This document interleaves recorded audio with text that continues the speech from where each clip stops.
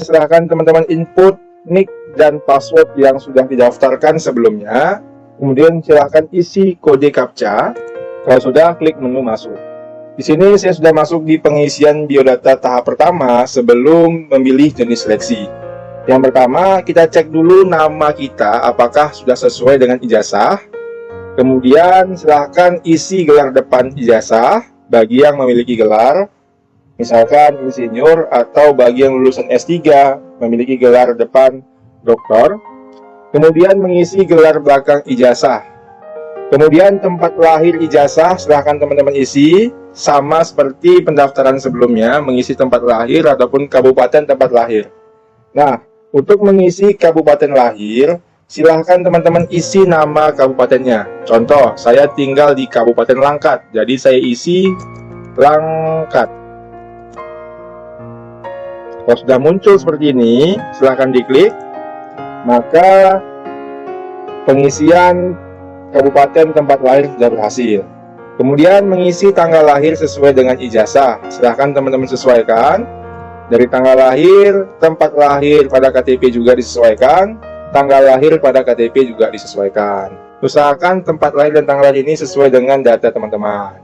Kemudian mengisi email yang aktif, email yang sudah diinput sebelumnya pada saat pendaftaran. Kemudian mengisi jenis kelamin, kemudian mengisi alamat pada KTP, kemudian mengisi sedang mengikuti program beasiswa atau tidak. Jika iya, pilih ya, jika tidak, pilih tidak.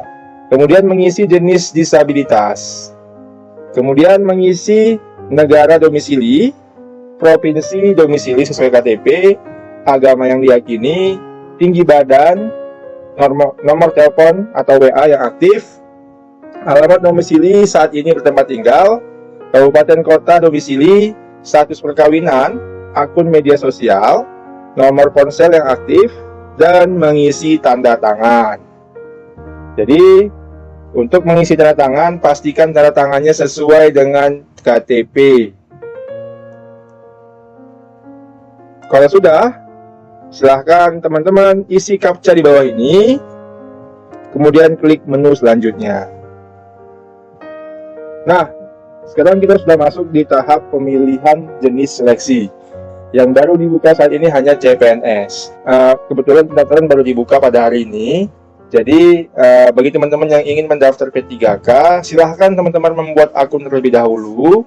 Nah, di sini saya pilih CPNS, kemudian saya klik menu selanjutnya. Kemudian di sini saya pilih instansinya, saya buat hukum dan hak asasi manusia. Jadi seperti yang saya sebutkan sebelumnya, kita akan bahas bagaimana caranya mendaftar di Kementerian Hukum dan Hak Asasi Manusia. Kemudian di sini saya pilih informasinya umum. Nah, kemudian di sini ada keterangan ya, Jabatan Tenaga Kesehatan. Silakan klik checkbox ini jika teman-teman ingin melamar di Jabatan Tenaga Kesehatan. Nah, di sini saya tidak ingin melamar di Jabatan Tenaga Kesehatan, jadi tidak saya klik, namun langsung aja saya klik menu pilih. Nah, kemudian setelah diklik menu pilih, di sini kita pilih pendidikannya. Nah, di sini saya mau mendaftar di Kemenkumham ataupun penjaga tahanan untuk lulusan SLTA. Di sini saya pilih SLTA atau SMA sederajat. Kemudian jabatannya di sini saya pilih penjaga tahanan. Kemudian memilih lokasi kerja. Di sini saya mau pilih provinsi saya yaitu Sumatera Utara. Kemudian di sini kita pilih lokasi ujiannya dalam negeri. Kemudian lokasi tesnya saya pilih di sini Sumatera Utara lagi. Kemudian nilai ijazahnya diisi, misalkan nilai ijazahnya 8,7. Nah, di sini kita asumsikan ya. Nah, di sini kita lihat nilainya ya. Di sini nilai rata-rata untuk nilai ujian nasionalnya itu 7,9.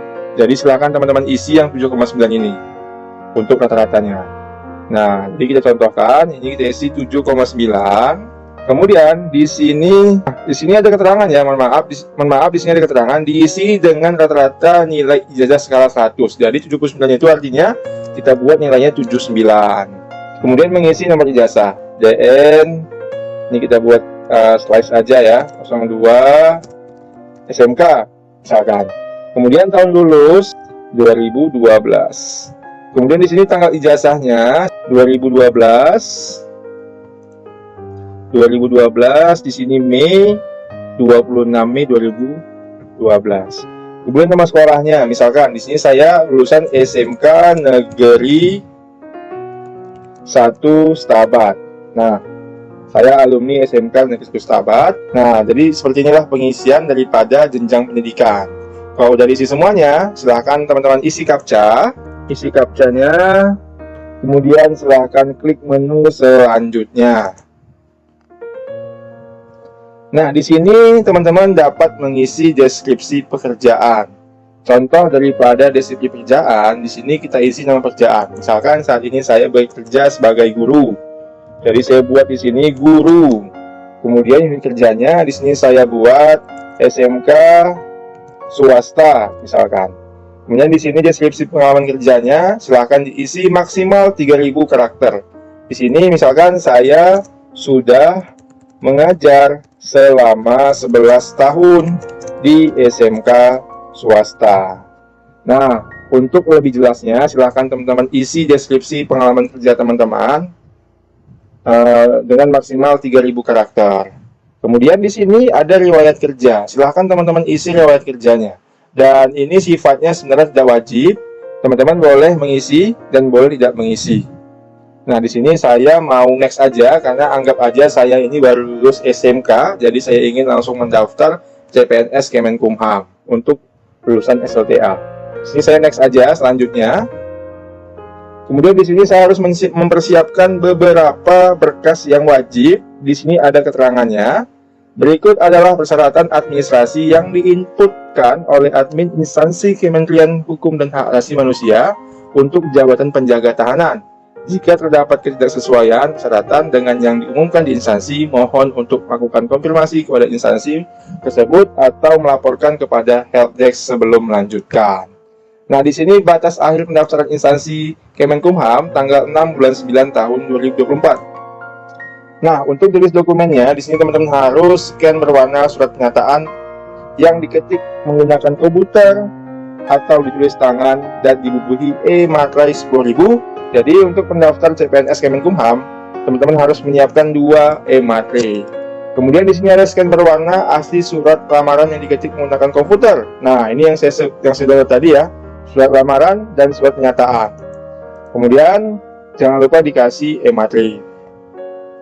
Kemudian di sini juga ada scan berwarna akte kelahiran, ya maksimal 100 KB.